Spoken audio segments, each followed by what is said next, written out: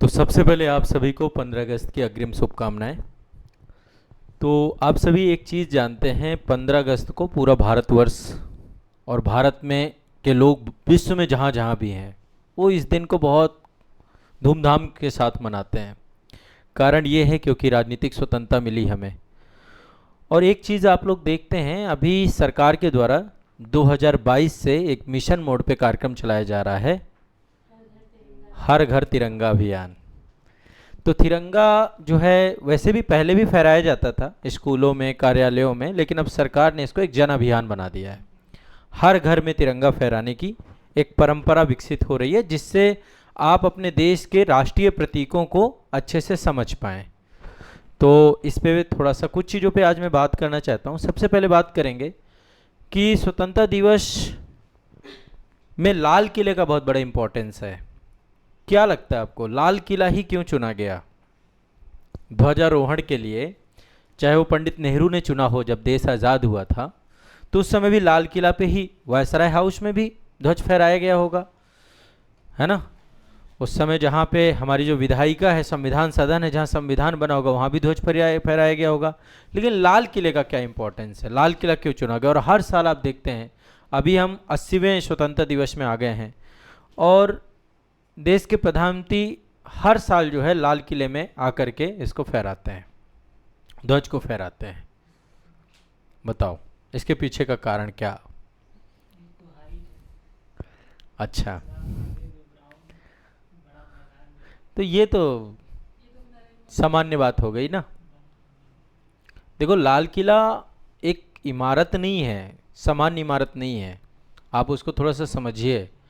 भारत की सत्ता, भारत की संप्रभुता और भारत के संघर्ष का सबसे बड़े गवाह है वो। सत्ता का केंद्र है ये वो। अंग्रेजों के आने से पहले मुगल काल जो है पूरा लाल किले से ही चलता था, यानी भारत की सत्ता जो है लाल किले से चलती थी। और जब अंग्रेजों ने भारत पे कब्जा किया तो उन्होंने दिल्ली के लाल किले को अपने नियंत्रण का मुख्य केंद्र बनाया।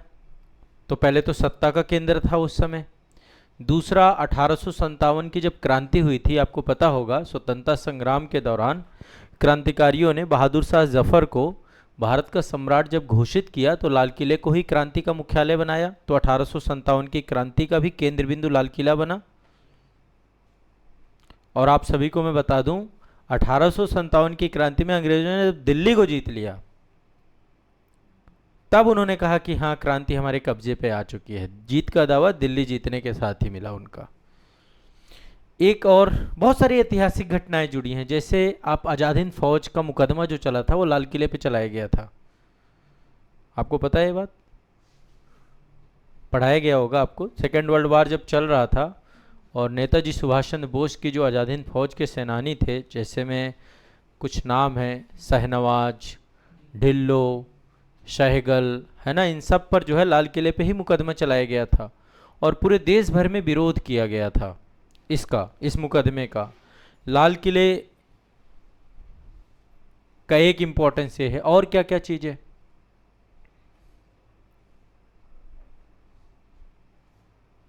लाल किले के कई गेट हैं। एक लाहौरी गेट है आपका, कई सारे गेट हैं चारों तरफ से देखा जाए। तीन तरफ से यमुना का जल उसमें पूरा बना हुआ है। अभी अभी गए हैं कभी आप लाल किला? नहीं गए हैं? हाँ, बाहर से देखे हैं। कभी समय मिले तो दिल्ली आइएगा, तो दिल्ली में लाल किला जरूर जाइएगा। वैसे देखो, लाल किला बहुत सारे लोग जब जाते हैं घूमने के लिए तो सामान्यतः वहाँ पर आपको मुगल काल की काफ़ी सारी चीज़ें मिलेंगी, लेकिन जब आप उसे सांस्कृतिक दृष्टिकोण से और ऐतिहासिक दृष्टिकोण से उसे महसूस करेंगे तो शायद आपको थोड़ा सा अलग फीलिंग आए। अब देखिए, हर साल 15 अगस्त को एक चीज़ और देखते हैं कि राष्ट्रपति जी नहीं, प्रधानमंत्री ही क्यों? राष्ट्रपति जी का दिन गणतंत्र दिवस होता है 26 जनवरी को राष्ट्रपति। बहुत सारे लोग असमंजस में रहते हैं कि राष्ट्रपति केवल 26 जनवरी को झंडा फहराते हैं। आप देखते होंगे स्वतंत्रता दिवस की पूर्व संध्या जो होती है ना, उस समय भी राष्ट्रपति का एक अभिभाषण आता है आपका, है ना। राष्ट्रपति स्वतंत्रता दिवस की पूर्व संध्या पर एक अभिभाषण देते हैं अपना। लेकिन झंडा फहराने का काम जो है प्रधानमंत्री जी को है। इसके पीछे का कारण क्या है? आप कोई बताए कारण कि प्रधानमंत्री ही क्यों झंडा फहराते हैं, राष्ट्रपति को क्यों नहीं ये मौका दिया गया?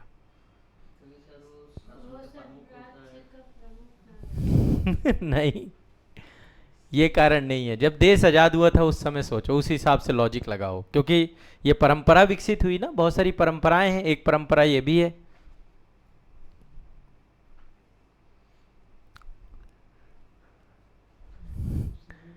उन्नीस में क्या राष्ट्रपति का पद था? 15 अगस्त 1947 को जब देश आजाद हुआ था तब संविधान लागू नहीं हुआ था। तो जब संविधान लागू नहीं हुआ, भारत एक डोमिनियन था तब भी, यहाँ पे गवर्नर जनरल थे, चक्रवर्ती राजगोपालाचारी अंतिम गवर्नर जनरल थे। उस समय राष्ट्रपति का कोई पद नहीं था। राष्ट्रपति मतलब गणतंत्रात्मक व्यवस्था, एक चुना हुआ प्रतिनिधि देश का। तो देश का राजनीतिक और प्रशासनिक केंद्र बिंदु जो थे उस समय प्रधानमंत्री का पद ही था। इसलिए ध्वजारोहण प्रधानमंत्री को दिया गया, गवर्नर जनरल को नहीं दिया गया, क्योंकि वो भारत का रिप्रेजेंटेटिव नहीं था, वो ब्रिटिश की महारानी का रिप्रेजेंटेटिव था। और गवर्नर जनरल 1950 तक रहा आपका। जब राष्ट्रपति का पद आया उसके बाद ये सब हटा दिया गया। ठीक है, तो राष्ट्रपति देश के एक तो संवैधानिक प्रमुख होते हैं, हेड ऑफ स्टेट होते हैं, और प्रधानमंत्री लोकतांत्रिक रूप से चुने हुए वास्तविक प्रमुख, डी जूरे और डी फैक्टो पावर के बारे में हमें मिस कहता हूँ, सरकार के प्रमुख होते हैं, ये बात तो है ही। और 15 अगस्त देश की राजनीतिक स्वतंत्रता यानी जनता द्वारा चुनी हुई सरकार का शक्ति का उत्सव होता है। जनता के लिए हमारे संविधान ने we the people of India, तो इसलिए दो कारण है। एक तो सरकार का प्रमुख जो आप लोगों ने बताया, हेड ऑफ गवर्नमेंट, जनता का रिप्रेजेंटेटिव, जनता चुनती है डायरेक्ट सीधे तरीके से, राष्ट्रपति को भी चुनती है लेकिन अप्रत्यक्ष तरीके से चुनती है। तो इस कारण से प्रधानमंत्री का दिन होता है। प्रधानमंत्री 15 अगस्त के प्राचीर में 15 अगस्त को सुबह सुबह भाषण होगा। अभी मैं पूरा एक प्रोसेस बताऊंगा, क्या क्या प्रोसेस होता है 15 अगस्त का, आप पूरा भाषण जरूर सुनिएगा। ठीक है, और क्या क्या 15 अगस्त 26 जनवरी में भी बहुत सारे अंतर होते हैं। और आज मैं आपको कई सारी चीज़ें नई बताने वाला हूं, जो चीज़ें आप शायद, मुझे नहीं लगता कि आपने इससे पहले जानी होंगी, समझी होंगी।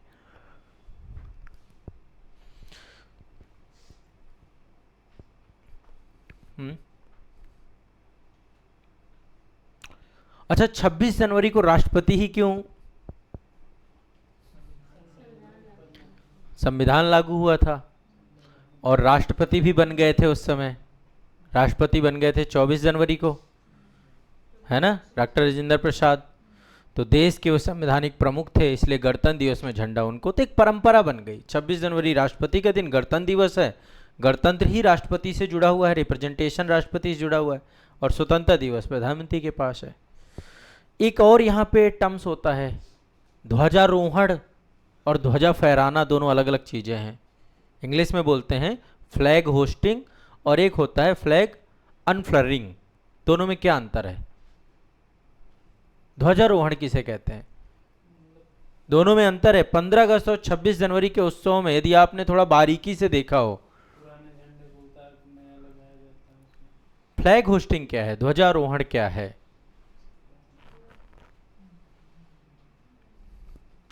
यही तो कह रहा हूं, आप थोड़ा सा ध्वजारोहण का मतलब समझिए। ध्वजारोहण में जो राष्ट्रीय ध्वज होता है वो नीचे बंधा होता है, और प्रधानमंत्री रस्सी खींच करके पहले उसे ऊपर ले जाते हैं, नीचे से पहले वो ऊपर जाता है, और ऊपर जाने के बाद उसे खोला जाता है। इसी को फ्लैग होस्टिंग कहते हैं।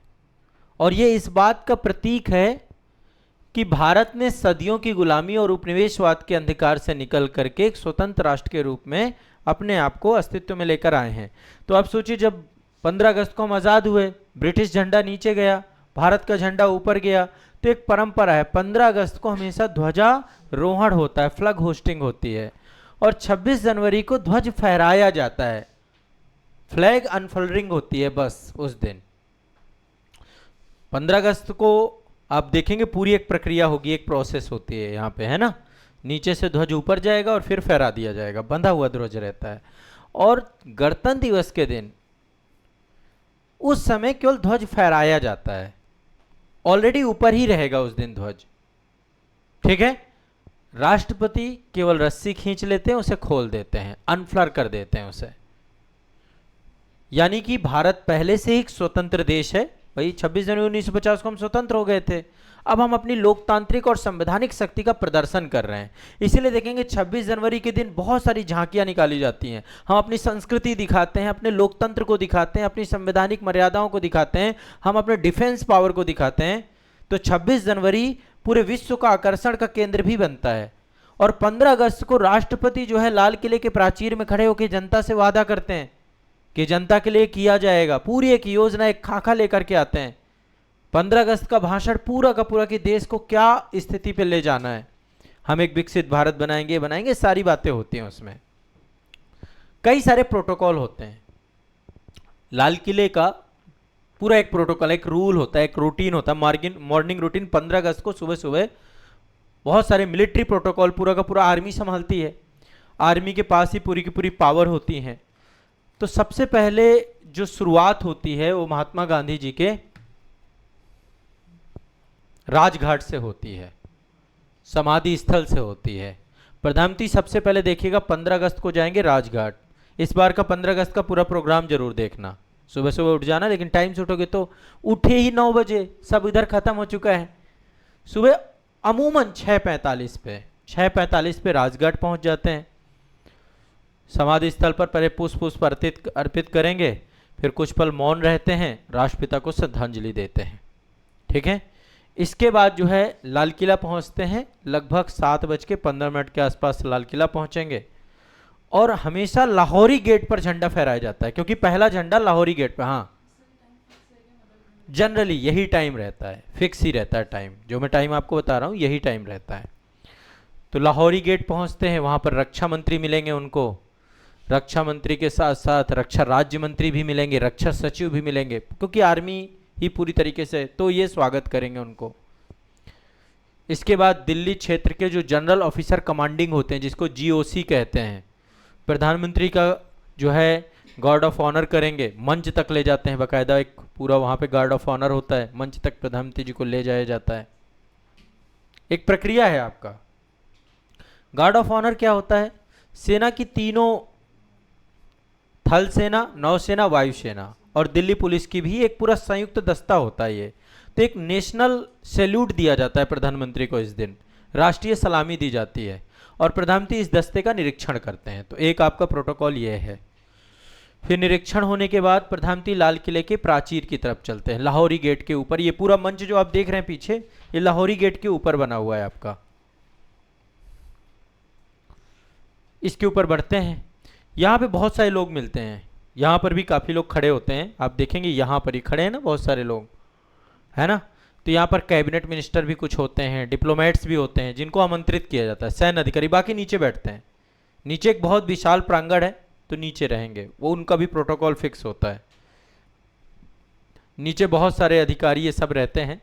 ऊपर कुछ मतलब गिने चुने, देखो यहाँ पे सेना के अफसर खड़े हैं, प्रधानमंत्री जी की सिक्योरिटी वाले रहते हैं, वो सारी चीज़ें रहती हैं, पूरी व्यवस्था की जाती है। 7:30 बजे ठीक ध्वजारोहण होता है, सुबह सुबह 7:30 बजे। ठीक है, ये टाइमिंग फिक्स है।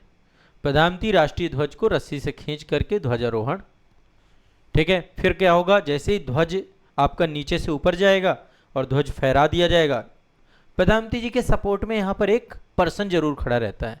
ठीक है, सेना के एक अधिकारी अफसर खड़े रहते हैं और अफसर जो है इसको खींच के वही खोलते हैं। प्रधानमंत्री जी बाकायदा सैल्यूट देते हैं उसे।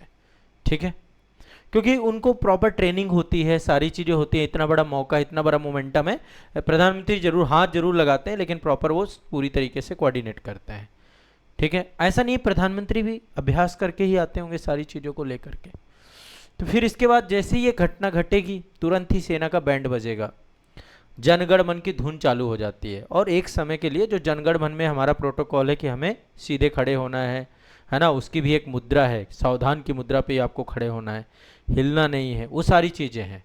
और उसी समय आप देखेंगे आवाज़ें आनी चालू हो जाती हैं। उसके बाद जैसे ही जनगण मन आपका जो है झंडा फहर जाता है, तो सेना की एक 21 फील्ड रेजिमेंट है, उसके जवानों के द्वारा स्वदेशी तोपों से 21 हवाई फायर किए जाते हैं, जिसको बोलते हैं 21 तोपों की सलामी। ठीक है, तोपों की आवाज जो है, मतलब उधर जनगण मन चलता है, साथ साथ तोपों की आवाज भी चालू होती रहती है। ठीक है, फिर वायुसेना के हेलीकॉप्टर ऊपर से तो आपको दिखेंगे, गुलाब की पंखुड़ियाँ वो गिराते हैं सबके ऊपर, वायुसेना के हेलीकॉप्टर निकलते हैं, सब कुछ फिक्स है, टाइमिंग फिक्स है। और इसके बाद प्रधानमंत्री जी की स्पीच चालू होती है। फिर तो आप जानते ही हैं, इस समय प्रधानमंत्री जी हमारे फिर प्रॉपर एक बहुत ऐतिहासिक भाषण देते हैं, देश के नाम संबोधन बोलते हैं इसको हम, ठीक है। यहाँ पे बकायदा बाकी प्रोटेक्टेड होता है, बुलेट प्रूफ ग्लास वगैरह सब लगा रहता है ना, सुरक्षात्मक दृष्टिकोण से सारी चीज़ें होती हैं। तो पिछले साल की जो उपलब्धियां हैं थोड़ा बहुत वो चर्चा करेंगे, उनको डिस्कस करेंगे।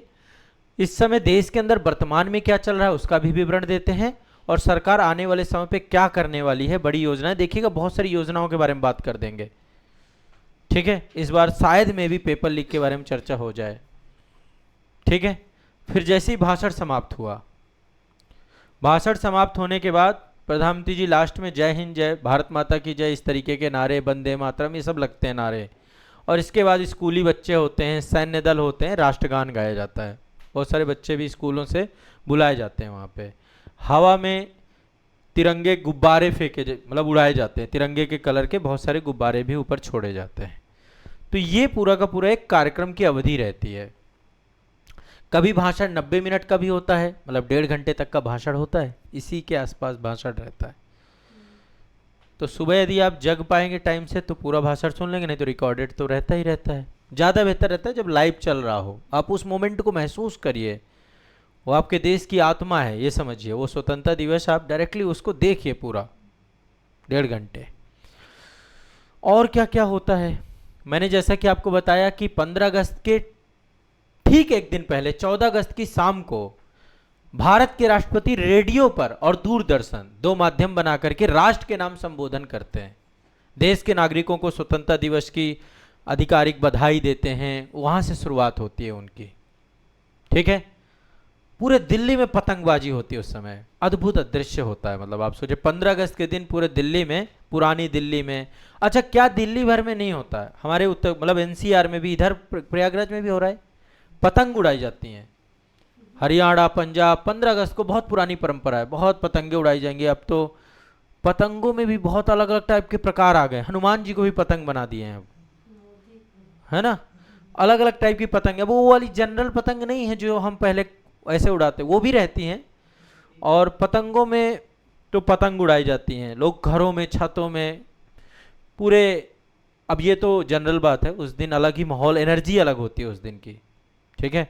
हम तो जब विद्यालय टाइम पे थे तो बॉर्डर मूवी देख लेते थे, अब तो बॉर्डर 2 भी आ गई है, देशभक्ति वाली मूवियाँ चला करती थी उस टाइम पे, है ना, बीसीआर चला करता था, बीसीआर का टाइम चला गया, अब तो मोबाइल पे ही सब कुछ है, गाने बजते हैं, यही सारी चीज़ें आपकी जो है।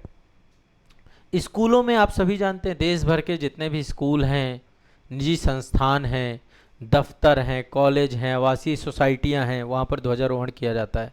अब देश ने इसको एक राष्ट्रीय कार्यक्रम बना दिया, हर घर तिरंगा, इसको अलग ही रूप दे दिया गया। और ये नहीं कि तिरंगा एक बार फहरा दिए तो फहरता ही रहा, ये भी नहीं होना चाहिए, उसका भी एक पूरा वो है। तो आज अभी थोड़ा सा तिरंगा के बारे में भी जानेंगे, तिरंगे का इतिहास क्या था उसके बारे में भी बताएंगे, और अंत में फिर कुछ मीठा हो जाए, है ना। अंत में जो है लड्डू और मिठाइयाँ बांटी जाती है। तो जनरल ये पूरा का पूरा कार्यक्रम आपका होता है। अब यहाँ पे मैंने 2 चीज़ें बताई, एक बताया आपको ध्वज फहराने की प्रक्रिया, फ्लैग होस्टिंग, समझ में आया क्या होता है, ठीक है, गड़बड़ नहीं करोगे। इससे पहले पता था क्या, फ्लैग होस्टिंग 15 अगस्त को होती है, 15 अगस्त को फ्लैग होस्टिंग होती है, ध्वजारोहण 26 जनवरी को नहीं होता है, ये एक तकनीकी शब्द है, केवल 15 अगस्त को होता है। क्या किया जाता है, ध्वज नीचे बंधा होता है और इसको ऊपर ले जाते हैं और फिर प्रधानमंत्री खोल के फहराते हैं, ठीक है। कई बार जो है खुलता भी नहीं है, गांठ सही से, इसमें भी नॉट होनी चाहिए, सही नोटबंदी होनी चाहिए। तो नीचे से ऊपर झंडा ले जाने की प्रक्रिया का मतलब नए स्वतंत्र राष्ट्र के उदय से जुड़ा हुआ है और औपनिवेशिक गुलामी से भारत की वैश्विक गौरव गाथा का शुभारंभ को बात, इसी को फ्लैग होस्टिंग। और फ्लैग ध्वज फहराना का मतलब क्या है, ऑलरेडी ऊपर बंधा रहता है, बंद बस वो है रस्सी खोल करके उसको फहरा दिया जाता है, दोनों अलग अलग चीजें, ठीक है। इसके अलावा स्थान आप सभी जानते हैं, 26 जनवरी का स्थान कर्तव्य पथ है और 15 अगस्त का लाल किला। लाल किले को लेकर डिटेल से मैंने आपको डिस्कस किया। कर्तव्य पथ का पहले नाम क्या था आपका? नहीं भाई, राजपथ। राजपथ बोलते थे उसे, राजपथ का नाम कर्तव्य पथ कर दिया गया है। अब आप सोचो कि यहाँ पे 26 जनवरी मना लें तो यहाँ नहीं मन पाएगी। 26 जनवरी की जो परेड चालू होती है राष्ट्रपति भवन से स्टार्ट होती है और लाल किले तक चलती है। क्या परेड क्यों करते हैं? 15 अगस्त, अब दोनों में अंतर यही तो बताया मैंने आपको। 15 अगस्त आपके स्वतंत्रता का दिवस है और 26 जनवरी आपके, हाँ, सांस्कृतिक, हम आजाद हो चुके हैं, देश आजाद हो चुका है, संप्रभुता को दिखाते हैं हम, अपनी संप्रभुता, अपने डिफेंस पावर, अपनी कल्चर, भारत के लोकतंत्र को दिखाते हैं। ये सारी चीजें होती हैं, ठीक है। 15 अगस्त है कि भारत गुलामी से आजादी की तरफ चला गया है, एक स्वतंत्र राष्ट्र के रूप में ऊपर उठ रहा है, इसीलिए ध्वज ऊपर उठ रहा है, ठीक है। और 26 जनवरी के दिन देश अपना जो है एक स्वतंत्र देश हो गया, लोकतांत्रिक और संवैधानिक शक्ति का प्रदर्शन होता है, ठीक है। तो दोनों पूरे देश में एक राष्ट्रीय चेतना का जो है पूरा का पूरा आप देखते हैं, राष्ट्रीय चेतना का भी दिन आपका होता है। अब और क्या क्या चीजें हैं, कुछ और बातें डिस्कस करते हैं। प्रधानमंत्री जी ने पूरे भारत में हर घर तिरंगा अभियान, अभी 13 अगस्त से लेके 15 अगस्त तक आपका चलेगा, हर घर तिरंगा अभियान राष्ट्रव्यापी अभियान के तौर पे अपने घरों पे, प्रतिष्ठानों में, शैक्षणिक संस्थानों में, ताकि देश का हर नागरिक जो है राष्ट्र की मुख्य धारा को महसूस कर सके। तो राष्ट्रीय ध्वज फहराने के लिए प्रेरित किया गया है, एक व्यापक जन आंदोलन में बदल दिया गया है।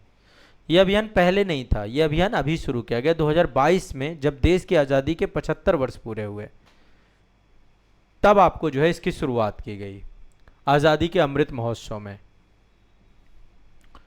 नोडल मंत्रालय कौन है? संस्कृति मंत्रालय इसको होस्ट करता है, इस पूरे कार्यक्रम को संस्कृति मंत्रालय के द्वारा पूरा चलाया जाता है।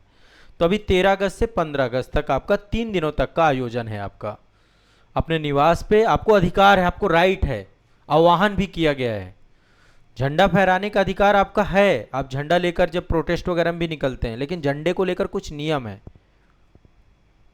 क्या होगा इससे? जब राष्ट्रध्वज आपके पास होगा ना, तो आप एक होता है व्यक्तिगत जुड़ाव हो जाता है चीजों को लेकर के, है ना, एक व्यक्तिगत जुड़ाव, अपनी भावना व्यक्त करते हो आप। युवा पीढ़ी जो वर्तमान में जेनजी जनरेशन है या नई जनरेशन जो है, तो देश के स्वतंत्रता सेनानियों के बलिदानों के प्रति वो सम्मान को याद रखे, नेशनल बिल्डिंग की भावना को बढ़ाए और देश के लिए कुछ करने की तरफ प्रेरित हो। इसलिए 15 अगस्त इंपॉर्टेंट है, इसलिए इसको मनाया जाता है। और ध्वज संहिता, एक प्रॉपर ध्वज संहिता भी है आपका, इसकी एक गरिमा है। ऐसे नहीं कि ध्वज को आप, इसका एक पूरा तरीका है, प्रोसेस है, इसके बारे में भी मैं भी आपको डिस्कस करूंगा। तिरंगा यात्राएं भी इस समय आप देखोगे, अभी कल ही यहाँ से तिरंगा यात्रा निकाली गई है, तिरंगा यात्राएं अभी चालू हो जाएंगी, है ना। सुरक्षा बल भी तिरंगा यात्रा निकालते हैं, एनसीसी भी निकालते हैं, एनएसएस वाले भी निकालते हैं, स्कूली बच्चे भी निकालते हैं। तो तिरंगा रैलियाँ भी निकाली जाती हैं बड़े स्तर पर पूरे देश भर में।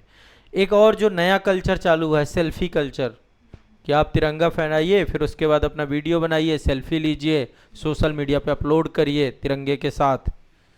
तो एक डिजिटल वॉल क्रिएट की जा रही है इस तरीके से, राष्ट्रवाद को लेकर के। सबके पीछे भावनाएं जुड़ी हुई हैं, ठीक है।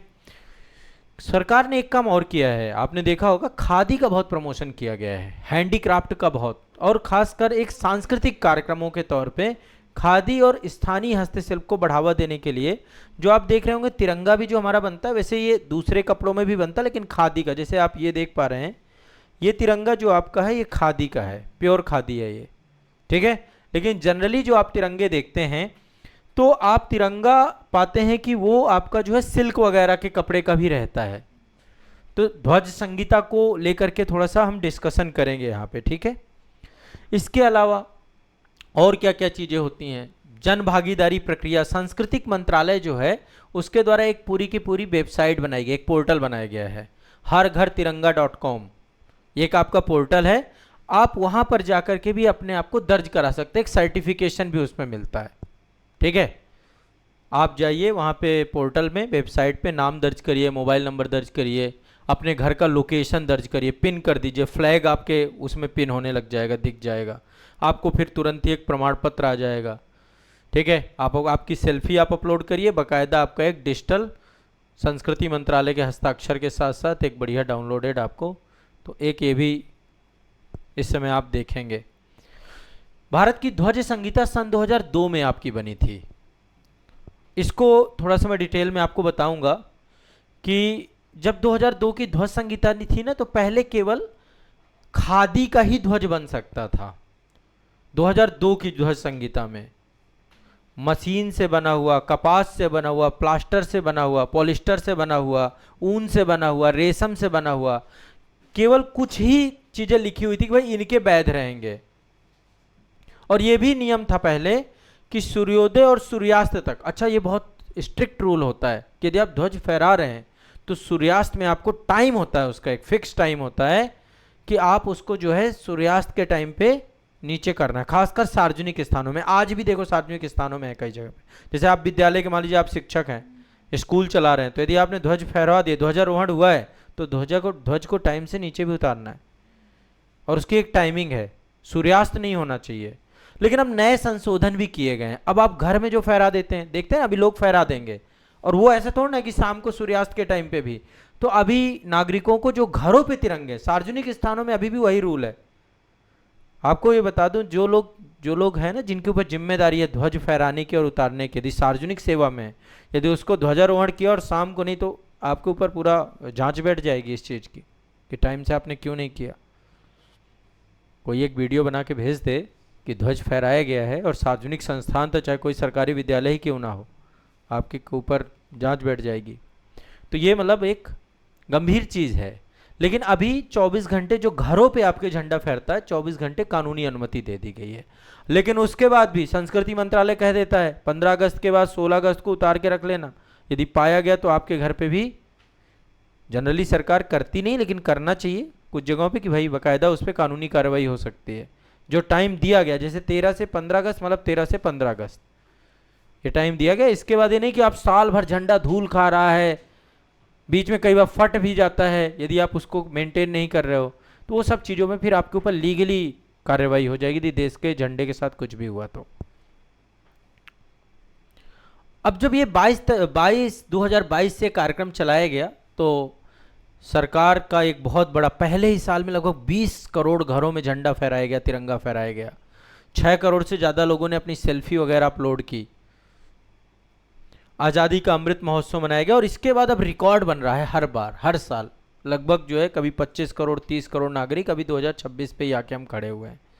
इनफैक्ट सोचिए, देश का हर कोना, अंडमान निकोबार द्वीप समूह तक, जितने भी छोटे छोटे हिस्से हैं, सब जगह जो लोग जो है घरों में झंडा फहरा रहे हैं इस प्रोग्राम के थ्रू। तो इसको एक जन आंदोलन में कन्वर्ट कर दे। केवल लाल किले के प्राचीर में नहीं फैलेगा, सार्वजनिक स्थलों भर में नहीं फैलेगा, हर घर में तिरंगा 3 दिन तक फहराया जाएगा।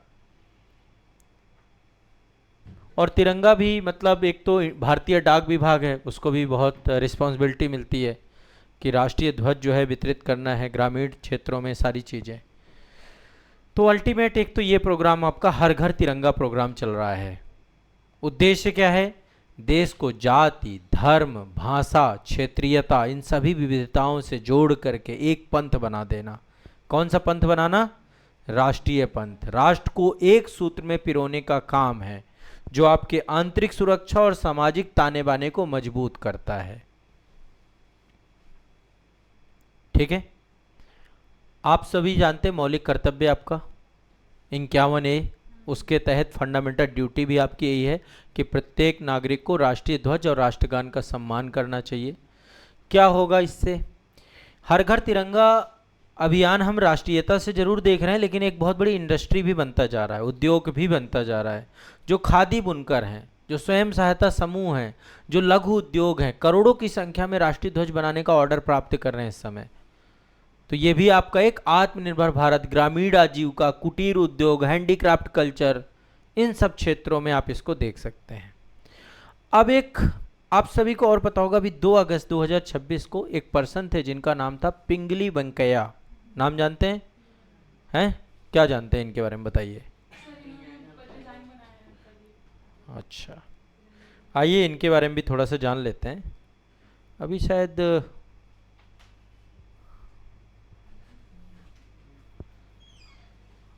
150 साल पूरे हुए हैं। हाँ ये है, 150 साल पूरे हुए हैं इनकी जयंती के। 150 साल अभी पूरे हुए हैं और भारत के राष्ट्रीय ध्वज तिरंगा के अभिकल्पक हैं ये। 2 अगस्त 1876 में आंध्र प्रदेश के कृष्णा जिले में इनका जन्म हुआ था। इनका नाम है पिंगली वेंकैया। क्या नाम है? पिंगली वेंकैया। यहाँ पे देखिए नाम लिखा हुआ है। 19 साल की आयु में ब्रिटिश सेना में पहले शामिल हुए। दक्षिण अफ्रीका के युद्ध में भी गए थे ये।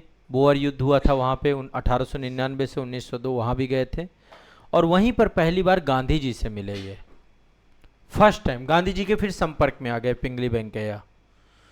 और इन्होंने 1921 में विजयवाड़ा, आंध्र प्रदेश की अभी अमरावती है ना, अमरावती के पास ही विजयवाड़ा है आपका, तो विजयवाड़ा में भारतीय राष्ट्रीय कांग्रेस का एक अधिवेशन हो रहा था। तो इन्होंने पिंगली वेंकैया ने खादी पर आधारित स्वराज्य ध्वज का डिजाइन तैयार किया था और गांधी जी को सबसे पहले प्रस्तुत किया था, इन्होंने दिखाया था। ये था आपका पहला, ये आप देख पा रहे हैं, ये वाला ध्वज जो आप देख पा रहे हैं, पहला ध्वज इन्होंने जो है यहाँ पे बनाया था। ठीक है, यहाँ पे आप देखिए, ये आप देख पा रहे हैं, ये वाला 1921 में, ये वाला ध्वज है 1921 में। लाल और हरे रंग की 2 क्षैतिज पट्टियां। लाल और हरा रंग क्यों?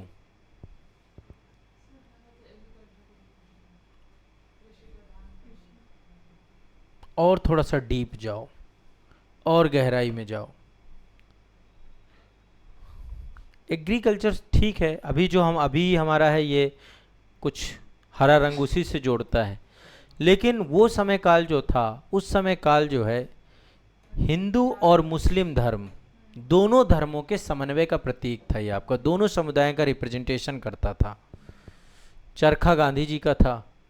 गांधी जी ने बाद में कहा कि तुम ये 2 कलर क्यों लेकर के आए हो, तो इन्होंने अपना मोटिव दिया, गांधी जी 1 कलर और जोड़ो, शांति, सफेद पट्टी, हिंदू और मुस्लिम में शांति। ठीक है, तो स्वराज और चरखा आत्मनिर्भरता का प्रतीक था आपका। तो 1921 में आपका ये ध्वज इनके द्वारा गांधी जी ने सफेद पट्टी और लगवा दी। ठीक है, अब ये डिजाइन दिया इन्होंने 1921 में। और इसके बाद 1931 में आपको पता है सरदार पटेल की अध्यक्षता में कराची अधिवेशन हुआ था आपका, तो भारतीय राष्ट्रीय कांग्रेस के द्वारा आधिकारिक रूप से इसको अपना लिया गया। और ये जो आज वर्तमान तिरंगा इसका आधार बना है। ठीक है, तो इनका नाम है कि इन्होंने पहला प्रारूप, पहला ड्राफ्ट, पहला तिरंगा जो है आधुनिक जो हमारा वर्तमान तिरंगा है उसको, वैसे तिरंगे का इतिहास बहुत पुराना है। यहाँ पे आप देख रहे होंगे 1906 भी लिखा, 1907 भी लिखा, भी उस पर भी मैं आऊँगा। ठीक है, पहले भी तिरंगा हमारा कुछ ऐसा था आज़ादी के टाइम पे। 1947 में संविधान सभा के द्वारा एक झंडा समिति बनाई गई थी आपकी बकायदा। तो 1931 के तिरंगे को इन्होंने यथावत रखा, चरखे की जगह पे केवल अशोक चक्र को बोला कि ये चरखा की जगह अशोक चक्र कर दो। ठीक है, 1931 में आप देखें ना, 1931 में ये तिरंगा, ये रूप यहाँ पे आ गया, बीच में चरखा आ गया, नीचे हरा रंग चला गया इधर ऊपर। ठीक है, और बीच में चरखा। ये 1931 में भारतीय राष्ट्रीय कांग्रेस ने इसके रूप को चेंज कर दिया। और देश की आज़ादी में आप देखिए सिर्फ यहाँ पे अशोक चक्र है, चरखा की जगह अशोक चक्र आ गया है, बस इतना हुआ है। कब हमारा तिरंगा जो है स्वीकार किया गया, एक्सेप्ट कब किया गया? 15 अगस्त को फहराना था, तो 24 अगस्त 1947 को हमने झंडा को, ठीक है, एक्सेप्ट कर लिया। तो राष्ट्रीय आंदोलन में बहुत महत्वपूर्ण भूमिका थी। 1906 से 1922 तक जो है स्वतंत्रता संग्राम में सक्रिय रूप से रहे। वंदे मातरम आंदोलन, होम रूल आंदोलन, कई सारे अभियानों में भाग लिया इन्होंने। और इनके पास बहुत सारी विशेषज्ञताएं थी। इतिहास में बहुत सारे उपनामों से इनको जाना जाता था। पहली बात, बहुत भाषाओं के ज्ञानी थे। मैं पिंगली वेंकैया की बात कर रहा हूँ अभी, जो भी बात कर रहा हूँ। इन्होंने जापानी भाषा में भाषण दिया भारत में पहली बार 1913 में। इनको जापान वेंकैया भी बोलते थे, इनको कपास वेंकैया भी बोलते थे। कंबोडिया कपास के संबंध में कृषि अनुसंधानों से जोड़ा गया इनको। इन्हें कपास वेंकैया भी बोलते थे, इनको डायमंड वेंकैया भी बोलते थे। ये भू विज्ञान से स्नातक भी थे, सोचे उस समय इतना पढ़े लिखे थे। आंध्र प्रदेश में हीरा खनन वगैरह को लेकर के भी इन्होंने काम किया है, ठीक है, तो इनको डायमंड वेंकैया भी कहते थे। 1955 में द मदर ऑफ डायमंड नाम की पुस्तक भी इन्होंने लिखी थी, ठीक है। स्वतंत्रता के बाद भारत सरकार के खनिज अनुसंधान विभाग के सलाहकार के रूप में भी इन्होंने काम किया था। तो एक बहुत मोस्ट एजुकेटेड आदमी थे पिंगली वेंकैया, ठीक है। मद्रास और बेल्लारी जिले में कुछ समय के लिए इनको प्लेग निरीक्षक भी बनाया गया था। इन्होंने मछलीपट्टनम में एक शैक्षणिक संस्थान भी अनुसंधान किया गया। तो 2009 में भारत सरकार के द्वारा इनके सम्मान में एक डाक टिकट जारी किया गया। देखो डाक टिकट है ना, 500 रुपए की वैल्यू का, फेस वैल्यू का डाक टिकट जारी किया गया। 2015 में ऑल इंडिया रेडियो विजयवाड़ा का नाम बदल के इनके सम्मान पे रख दिया गया, पिंगली वेंकैया के नाम पे रख दिया गया, ठीक है। तो ये कुछ चीज़ें आपकी पिंगली वेंकैया को लेकर के है। आशा करता हूँ कि थोड़ा बहुत कुछ समझ आपको आई होगी इनके बारे में कि ये कौन थे, ठीक है। देखो महत्वपूर्ण व्यक्तित्व में हो सकता आपसे पूछ ले। अब आगे बढ़ते हैं, अब अपने देश के तिरंगे के इतिहास के बारे में दो बातें समझ लेते हैं। आधुनिक तो मैंने आपको बता ही दिया है, आधुनिक के अलावा भी थोड़ा सा आ जाओ, डिस्कस कर लेते हैं। क्या जानते हो भारत के तिरंगे का इतिहास? पहला तिरंगा का क्या इतिहास है? फर्स्ट तिरंगा कब?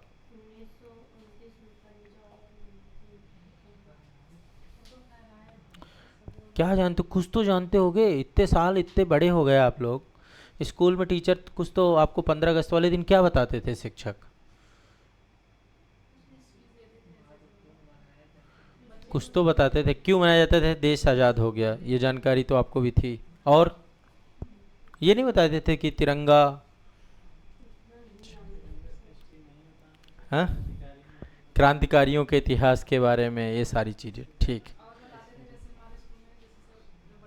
बताते सब थे, आपको पता कुछ नहीं, याद नहीं है? अच्छा, ठीक है, चलो आज मैं कुछ आपको 15 अगस्त को आज कुछ नया जोड़ रहा हूँ आपके फिर चैप्टर्स में, ठीक है। काफ़ी कुछ आपको पता है। तो फ्लैग की कहानी थोड़ा सा समझते हैं। सबसे पहले 1904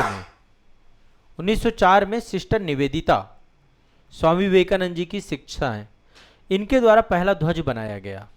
और पहला ध्वज जो इन्होंने बनाया 1904 में, वो लाल और पीले रंग का था, उसमें वंदे मातरम लिखा हुआ था। इंद्रधनुष का वज्र, इंद्रधनुष टाइप का वो अंकित था। ये मैं जो दिखा रहा हूँ ये 1906 का है, पहले 1904 में आया, ठीक है। सिस्टर निवेदिता के द्वारा एक ध्वज जो है फ्लैग बनाया गया। फिर 1906 में औपचारिक, भारत का पहला औपचारिक तिरंगा आपका बना। 7 अगस्त 1906 में कोलकाता में पारसी बागान स्क्वायर पर फहराया गया। इसे हरा, पीला और लाल रंग की 3 पट्टियां थीं, ठीक है। देवनागरी में वंदे मातरम लिखा हुआ है इसमें, ठीक है।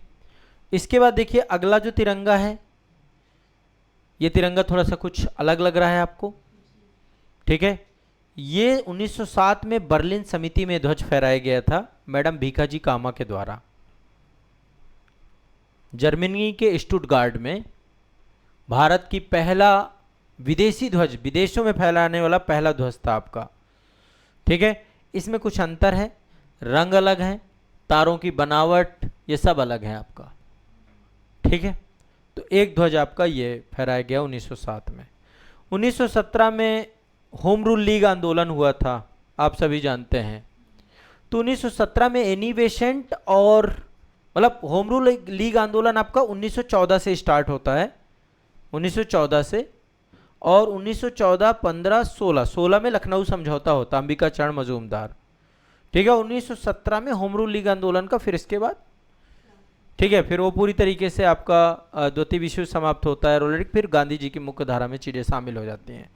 तो एनी बेसेंट और लोकमान्य तिलक के द्वारा होम रूल आंदोलन के दौरान भी नया झंडा जो है फहराया गया, जिसमें 5 रंग, 4 हरी पट्टियां थी और 70 नक्षत्र मंडल के सितारे बने होते थे, यूनियन जॉक टाइप में, ये सारी चीज़ें उसमें थी। तो वो अलग झंडा यहाँ पे नहीं है। वो ये एक बार देखता हूँ, शायद मैंने उस झंडे को भी यहाँ पे रखा हो।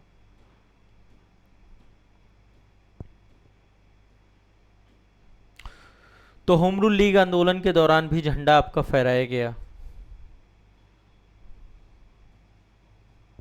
नहीं है इसमें, कोई बात नहीं। आपको जो भी चीज़ें मैं बताऊं आपके मस्तिष्क में चित्र बनना चाहिए बस।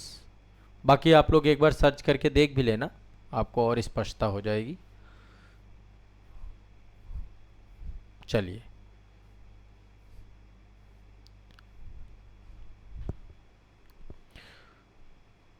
पिंगली वेंकैया के द्वारा यहाँ पर ये जो झंडा है, ये भारत का जो है विजयवाड़ा में महात्मा गांधी को ये झंडा सौंपा गया था, जो कि मैंने आपको बताया। लाल रंग हिंदू धर्म से जुड़ा हुआ था और हरा रंग मुस्लिम रंग से जुड़ा हुआ था। गांधी जी ने एक और अन्य समुदायों के लिए एक पट्टी और जुड़वा दी कि बाकी के समुदायों का रिप्रेजेंटेशन सफ़ेद है, और आत्मनिर्भरता के लिए चरखा जुड़वा दिया। ठीक है, फिर इसके बाद स्वराज्य ध्वज आपका बना 1931 में। स्वराज्य ध्वज है, देश का तिरंगा ही है। कराची अधिवेशन में इसको पारित किया गया, बस इसमें बदलाव कर दिए गए, ऊपर केसरी, नीचे हरा, बीच में सफ़ेद और बीच में चरखा, ये बना दिया गया गांधी जी का। और जब देश आज़ाद हुआ तो चरखे की जगह पे अशोक चक्र ले आया गया, 24 तिलियों वाला, नीले रंग का होता है। एक्चुअल तिरंगा में 3 रंग जरूर है, लेकिन एक चौथा रंग नीले रंग का है। ठीक है, हर रंग का अपना एक महत्व है, एक इंपॉर्टेंस है। केसरिया रंग क्या इंपॉर्टेंस है बताइए?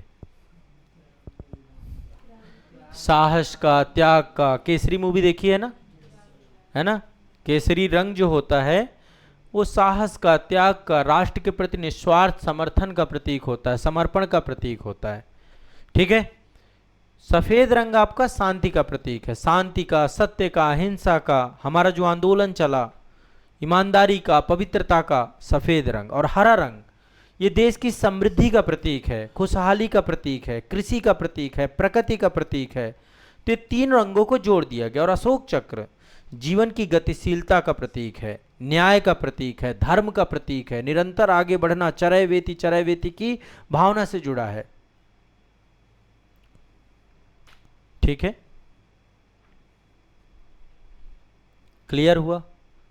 तो पहला तिरंगा सिस्टर निवेदिता का ध्वज 1904 में, विवेकानंद जी की शिक्षा, ठीक है, उनके द्वारा पहला ध्वज डिजाइन किया गया। और ध्वज आपका जो है स्क्वायर में था, चौकोर था आपका, जब सिस्टर निवेदिता ने बनाया। लाल रंग स्वतंत्रता संग्राम से जुड़ा था। पीला रंग जो है विजय का प्रतीक होता है, शुरुआती जितने झंडे थे पीले रंग में भी थे। और इंद्र का अस्त्र का वज्र था, शक्ति और त्याग का प्रतीक था आपका। ठीक है, और 108 दिए जलाए गए थे चारों तरफ। हमारे यहाँ 108 नंबर का बड़ा, उसका भी एक धार्मिक पौराणिक महत्व है। और बीच में वंदे मातरम लिखा था। तो ये तिरंगा आपका सिस्टर निवेदिता ने। फिर मैंने आपको बताया पारसी बागान स्क्वायर में 1906 में आपका ये वाला ध्वज आया। ठीक है, ये ध्वज आपका भारत का पहला अनौपचारिक ध्वज था। 7 अगस्त 1906 को कलकत्ता में पारसी बागान स्क्वायर में, ग्रीन पार्क अभी उसका नाम है, वहां पर जो है 2 पर्सन थे। इसको किसने डिजाइन किया था? सचिंद्र प्रसाद बोस और सुकुमार मित्रा, इनके द्वारा डिजाइन किया गया था। इसको 3 पट्टियां लगी हुई हैं, ऊपर हरी है, पीला है, लाल है। ठीक है, ऊपर आप देखेंगे 8 अधिखिले कमल हैं, ये खिले नहीं हैं। ये भारत के 8 ब्रिटिश प्रांतों का रिप्रेजेंटेशन कर रहे थे, उस समय 8 प्रांत थे। ठीक है, यहां पर वंदे मातरम लिखा है। और नीचे आप देख रहे हैं एक तरफ सूरज है, एक तरफ चंद्रमा है, चांद तारों का प्रतीक डाला गया है।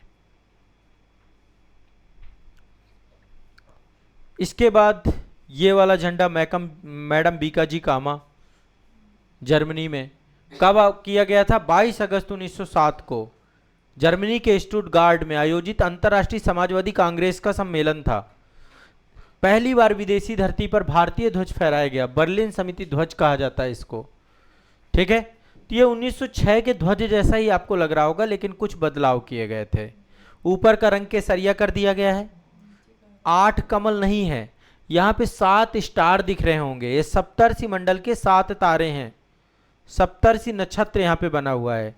पीले रंग में वंदे मातरम लिखा हुआ है और नीचे की उसमें चांद और सूरज आपके बने हुए हैं। ठीक है।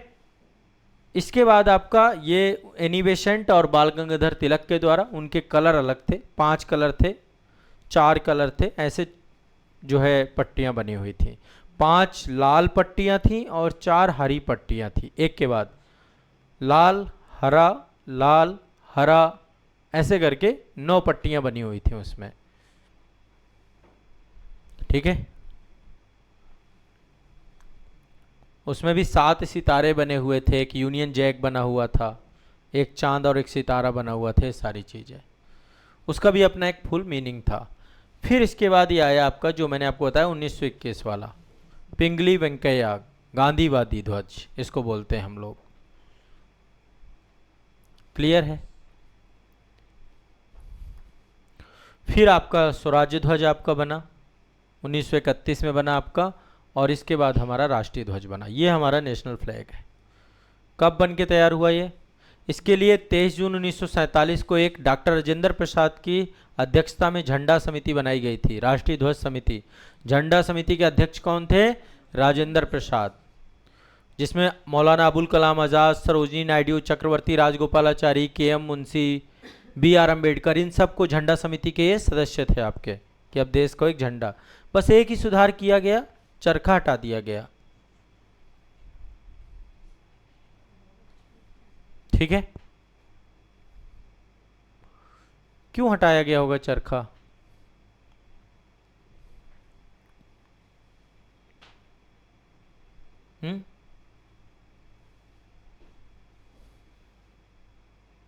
चरखा हटाने के पीछे का एक कारण ये था, देखिए ये ध्वज है, आप देखिए इसको बहुत समझिए। तकनीकी रूप से अब देश का संविधान बन रहा है और हमें एक यूनिफॉर्म चीज बनानी है।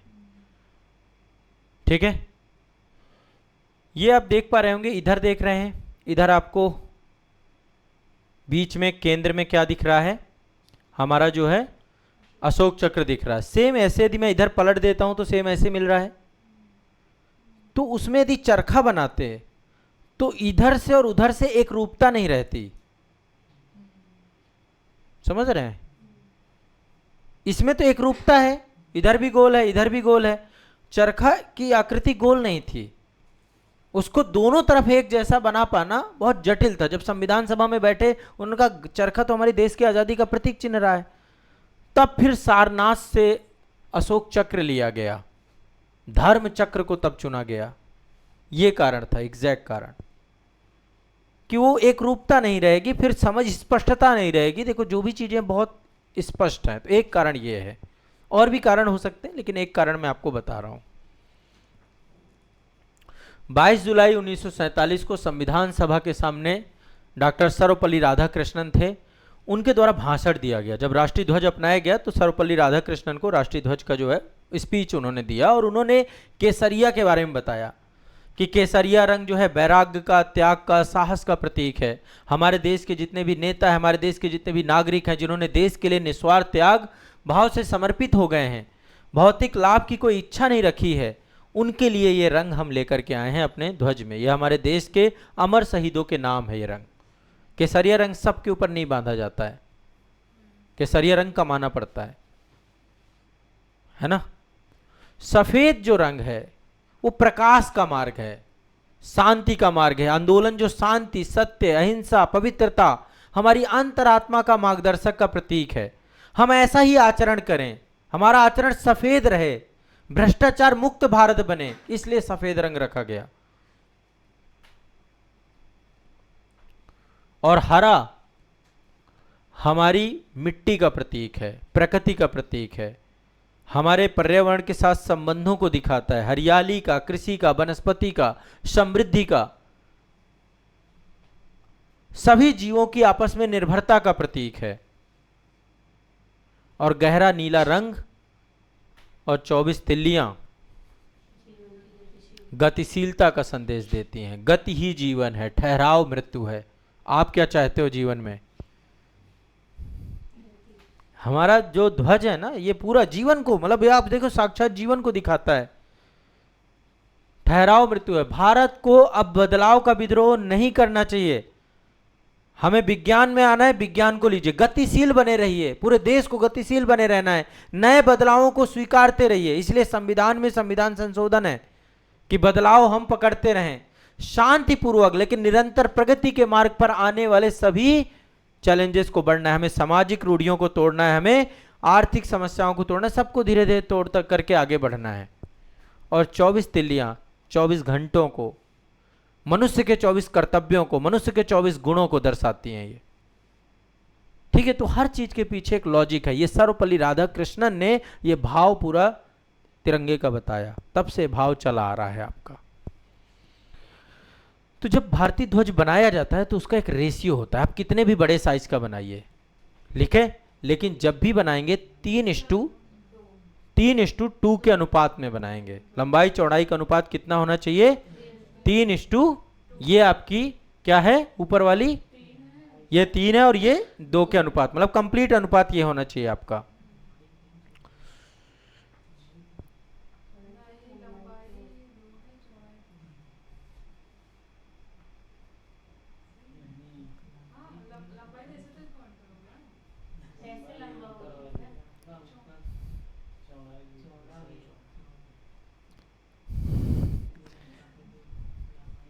आयत और वर्ग समझती हैं? हाँ, तो क्या होता है आयत में? थोड़ा उसका व्यवहारिक रूप भी सीखिए कि व्यवहारिक तरीके से वो कैसे काम करता है, प्रैक्टिकल तरीके से। भारतीय मानक ब्यूरो के द्वारा ध्वज बनाने के, जो हम ध्वज बनाने का मटेरियल यूज करेंगे, वो कौन सा मटेरियल होना चाहिए? हाथ से काता गया या हाथ से बुना गया खादी? हाथ से काता गया या हाथ से बुना गया खादी, सूत, रेशम और ऊन, इनसे ही ध्वज बनाया जाना चाहिए था। कब तक? जब तक ध्वज संहिता नहीं आई थी। 2002 की ध्वज संहिता में यही था और ये 2021 तक चला आपका। 2021 तक मतलब आपका जो ध्वज होगा वो किसका होगा? खादी का होगा। ठीक है, हाथ से काता गया होगा और हाथ से बुना गया होगा। लेकिन अब तो मशीनीकरण का युग है और हमारा संविधान का ये हमारा ध्वज ही बोलता है गतिशील होना चाहिए, प्रगतिशील होना चाहिए। तो फिर चीजें बदली गई। फिर मशीनों से बना हुआ पोलिएस्टर के कपड़ों का झंडा, जो अभी समय मार्केट में आप जाओगे तो पोलिएस्टर आपको दिया जाएगा, उसकी भी अनुमति दे दी गई ताकि हर घर तिरंगा पहुंच जाए, क्योंकि महंगा भी बहुत है। ये वाला तिरंगे की कीमत, वैसे कीमत तो बहुमूल्य है, लेकिन जनरली है ना। क्या? हाँ बताएं बताएं, आप बताएं। आयत में क्या लंबाई होती है, क्या चौड़ाई होती है, पहले बताएं। लंबाई ज्यादा होगी कि चौड़ाई ज्यादा होगी?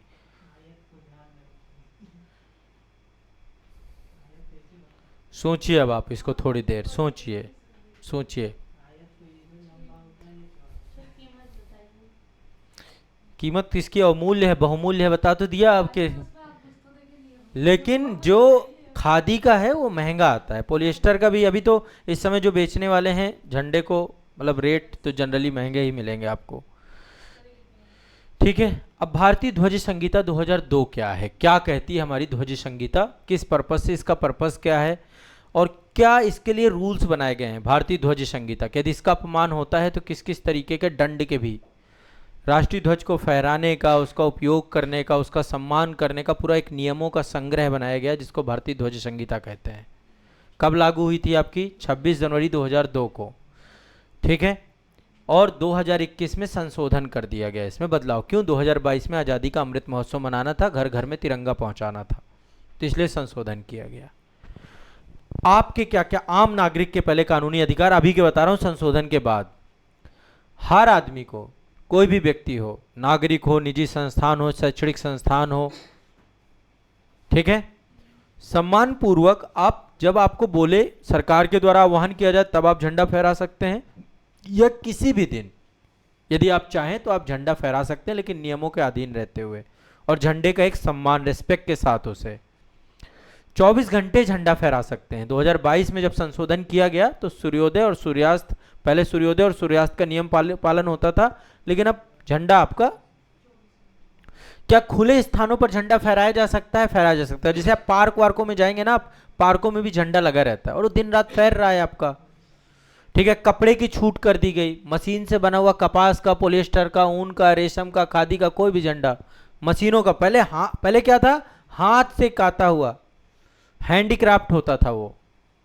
आकार का नियम नहीं बदला गया, 3:2 ही रहेगा, उसमें कोई चेंजेस नहीं आए।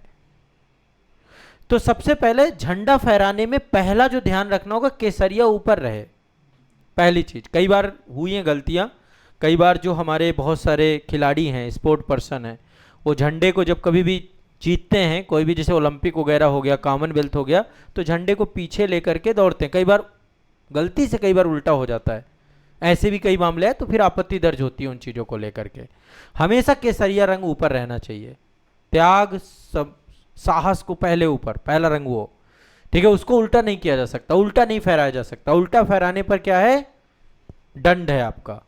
क्षतिग्रस्त नहीं होना चाहिए डंडा, कटा फटा नहीं होना चाहिए, गंदा नहीं होना चाहिए, सिकुड़ा हुआ नहीं होना चाहिए, पता चला प्रेस होना चाहिए, प्रॉपर प्रेस होना चाहिए झंडे पे।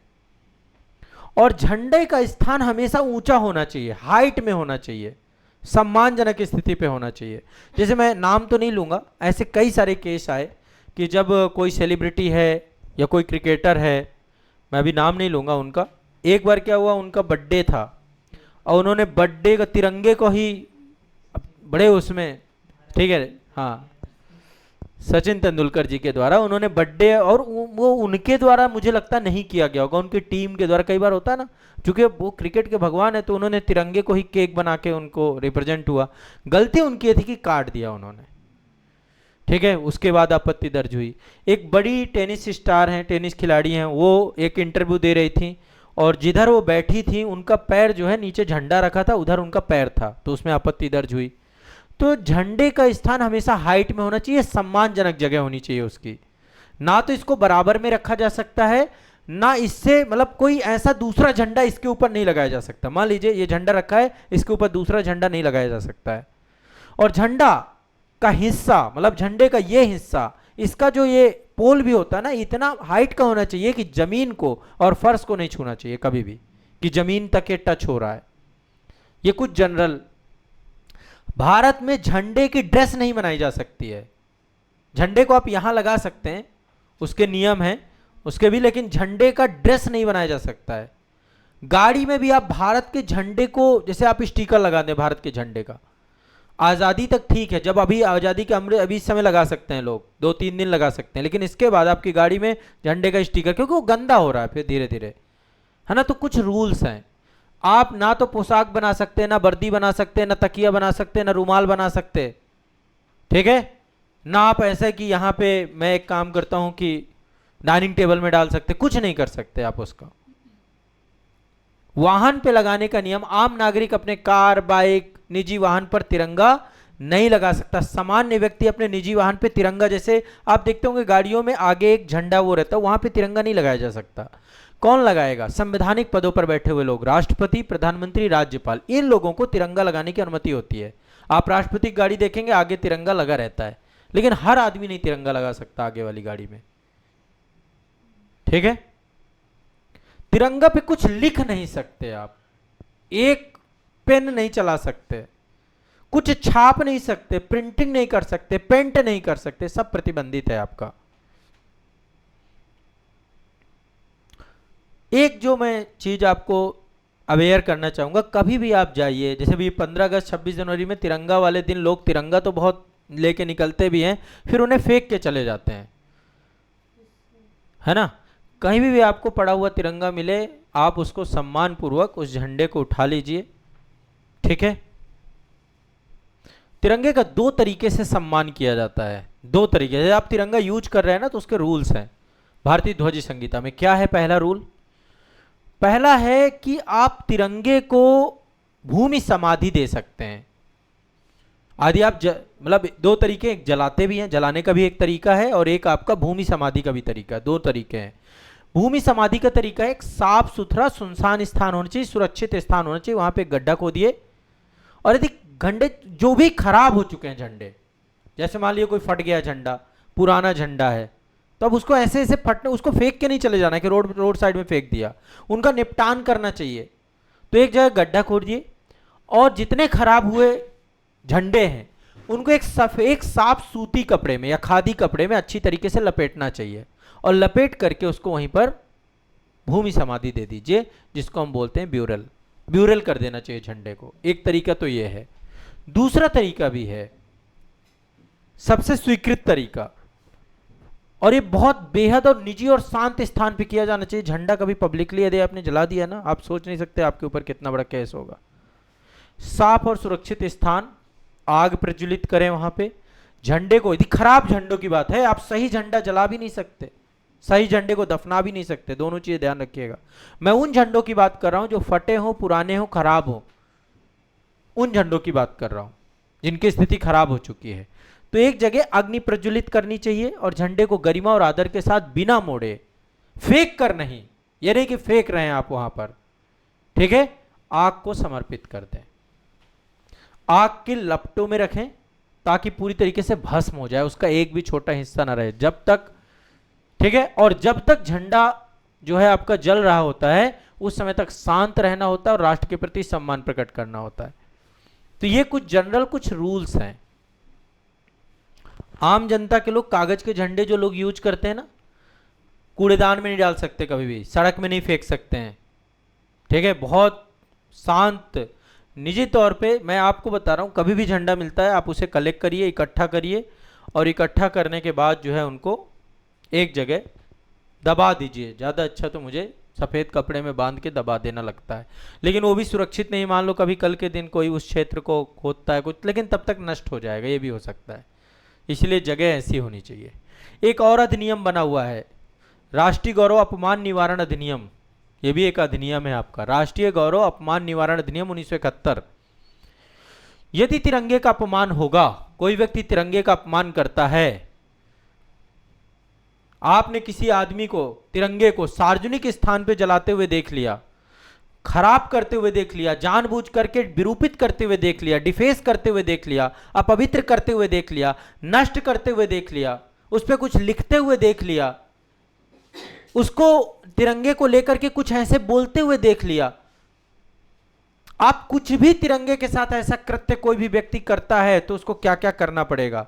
दोषी पाए जाने पर 3 साल तक की कैद है, 3 साल तक की जेल है उसको, ठीक है।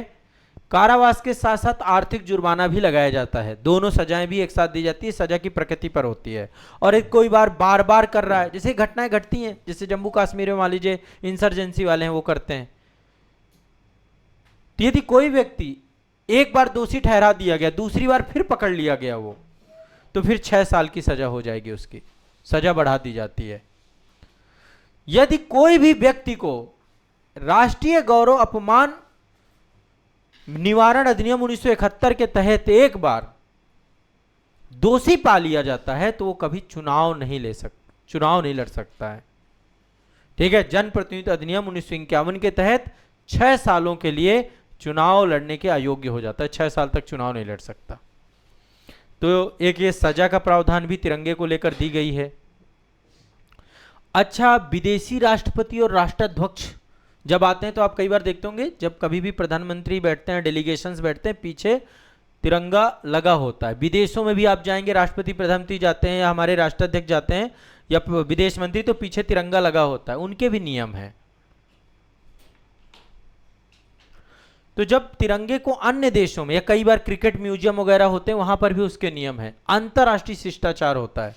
और ये जो रूल्स मैंने आपको बताए, भारतीय फ्लैग कोड का ही, वो ऐसा नहीं कर सकते उल्टा इसको कर दें किसी भी तरीके से, कि हरा रंग ऊपर कर दें, उनको भी भारतीय ध्वज संहिता का एक चीज और ध्यान रखना है, तिरंगे को जब कभी भी रखना है ना तो आपके दाहिने तरफ होना चाहिए, रखने की जगह पे जब आप बैठते हैं ना तो दाएं तरफ रहे।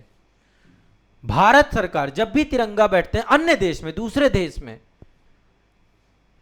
समझिएगा बात, दूसरे देश में जब भी तिरंगा लगाया जाएगा जहां केवल 2 झंडे हैं, मान लीजिए भारत के प्रधानमंत्री मान लीजिए यहां से गए फ्रांस, तो वहां पे दाहिने तरफ ही लगेगा भारत का, ठीक है। हमेशा राइट साइड रहेगा तिरंगा और जो दर्शक रहेंगे वो बाईं तरफ हमेशा रहते हैं। तो एक रूल ये रखा गया विदेशों में, अब कई बार देखना ये चीज, ये नियम का पालन किया जाता है कि तिरंगे का स्थान फिक्स कर दिया गया है दो झंडों की स्थिति में। ठीक है, जब कई देशों के झंडे एक साथ फहराए जाते हैं जैसे यूनाइटेड नेशन में, तो फिर उनको अल्फाबेटिक क्रम में रहता है, ए बी सी डी के क्रम पे रहते हैं। ठीक है, ए बी सी डी का जिस कंट्री का पहले लेटर आता है उस हिसाब से, बहुत सिंपल सा रूल बना लिया यूनाइटेड नेशन ने। 193 देश है, सबका ध्वज कोड आप मनाने लग जाए तो फिर पता चला गड़बड़ हो जाए पूरा प्रोग्राम, तो उन्होंने अल्फाबेटिक ऑर्डर पे बना दिया। ठीक है,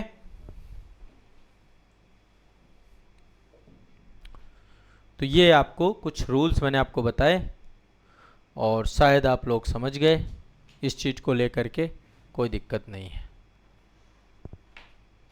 कोई समस्या? विदेशों में भारतीय झंडा से ऊपर किसी भी झंडे को नहीं रखा जा सकता, कोई देश भी भारतीय झंडे के ऊपर अपना झंडा नहीं रख सकता है, ये भी रूल है। ठीक है, ऊंचाई का भी होता है कि आपको जो है जितने भी देशों के झंडे लगे हुए हैं, भारत के झंडे की ऊंचाई बिल्कुल सेम हो। ठीक है, कोई ऐसा नहीं कि एक झंडे को छोटा कर दिया दूसरे को ऊपर कर दिया, सारे रूल्स होते हैं, ये रूल भी आप गड़बड़ नहीं कर सकते हैं वहाँ पे। ठीक है, कई जगह क्रॉस भी होते हैं, क्रॉस डंडे भी होते हैं, क्रॉस डंडे भी आप लोगों ने देखा होगा। ठीक है, तो यदि क्रॉस करके लगाया जाएगा तो उसमें भी रहता है कि भारतीय तिरंगा जो रहेगा उसमें भी ऐसा नहीं होना चाहिए कि कोई क्रॉस ऊपर है कोई क्रॉस नीचे है। ठीक है, भारतीय तिरंगे का झंडा हमेशा वो भी आपका बराबर रहेगा, सामने की ओर रहेगा, ऊपर की ओर रहेगा और दाहिनी ओर रहेगा। दर्शक हमेशा बाईं ओर रहेंगे, जब भारतीय झंडा दाईं तरफ, दर्शक बाईं तरफ उसके। ठीक है, अंतर्राष्ट्रीय संगठन जो यूनाइटेड नेशन के साथ जुड़े हैं, यदि वहां पर कोई तिरंगा होता है तो वहां पर भी लगभग यही सारे रूल होते हैं। तो ये सारे रूल्स आपको मिल करके तिरंगा से जुड़े हुए हैं और ये सब आपको ध्यान रखना है। ठीक है, मैंने शुरुआत की थी कि लाल किले के प्राचीर में ही क्यों झंडारोहण होता है, आपका ध्वजारोहण शब्द हमने यूज किया है कि ध्वजारोहण होता है, उसके पीछे का कारण क्या क्या है, क्योंकि ये सत्ता और संप्रभुता का प्रतीक है लाल किला। सदियों से भारत जो है गुलामी में जो रहा है, मुगलों के समय काल पे यहीं से सत्ता चलती थी, इसलिए देश की संप्रभुता का प्रतीक लाल किला को बना दिया गया है। 1857 की क्रांति से साथ जोड़ दिया गया है। भारत की आज़ादी का पहला परंपरा यहीं से रही। पंडित जवाहरलाल नेहरू ने ब्रिटिश झंडे को यहाँ से हटाया था और हटा करके लाल किले पे ही लाहौरी गेट में पहली बार झंडा लगाया था। उस परंपरा को आज तक हर प्रधानमंत्री निभाते चले आ रहे हैं, इसलिए ध्वजारोहण करते हैं। ठीक है, और जो आप लोगों ने बताया पहला कारण, एक ही कारण आपने बताया कि बढ़िया ऊंचाई में अवस्थित है, नीचे खूब जगह है, संबोधित करने में बड़ा मैदान मिल जाता है। वो जगह कहीं और भी बनाई जा सकती है, कोई स्टेडियम लिया जा सकता है, कुछ भी, लेकिन वो लाल किला ही क्यों है। लेकिन ये भी एक कारण है, आप ये समझिए कि अब हाँ पार्लियामेंट के नज़दीक है, राष्ट्रीय धरोहर है, इन सब के साथ जोड़ करके इसको देखिए तो ज़्यादा अच्छा रहेगा। ठीक है, तो ये रहा आज का सेशन और ओवरऑल अच्छे से आप लोग मनाइएगा। पहले 15 अगस्त के उपलक्ष्य में मैं आपको मिठाई वितरण करवा देता हूँ। ठीक है, इतनी सारी बातें हुई हैं तो